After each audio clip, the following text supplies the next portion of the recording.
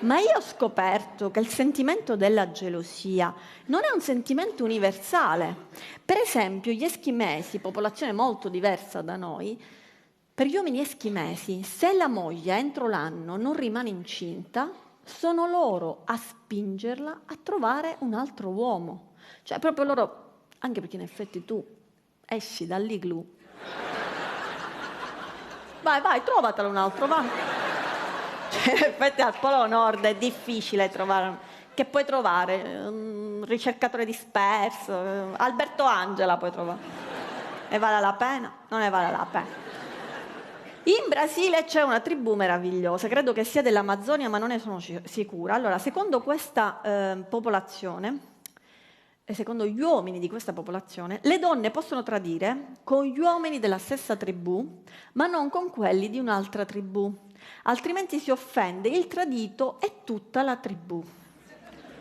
Cioè è come se non ci dicessero: allora ti puoi fare quelli del nostro palazzo, ma non quelli del palazzo di fronte, altrimenti si incazza pure l'amministratore del condominio.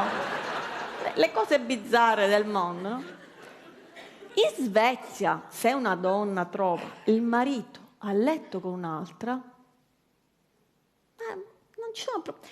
Chiede scusa, chiude la porta e li lascia finire. Va in salotto, li aspetta e quando hanno finito se ne discute tutti insieme razionalmente per cercare di capire quali sono i reali problemi della coppia.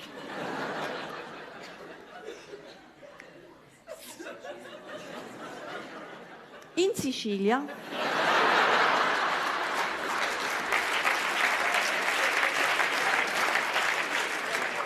se una donna trova il marito a letto con un'altra, chiede scusa, chiude la porta e la mura.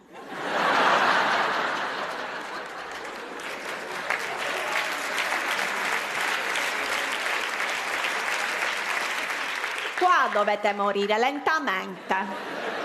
Volevate stare insieme, così starete insieme per sempre. Perché io non è che posso perdonare, posso razionalizzare, perché sono nata a Copenaghen, a Helsinki, no. Io sono nata in Sicilia, nella Magna Grecia, io sono la pronipote di Medea. Mi devo vendicare che sono bionda, io con i capelli lisci, no, io sono riccia con i baffi.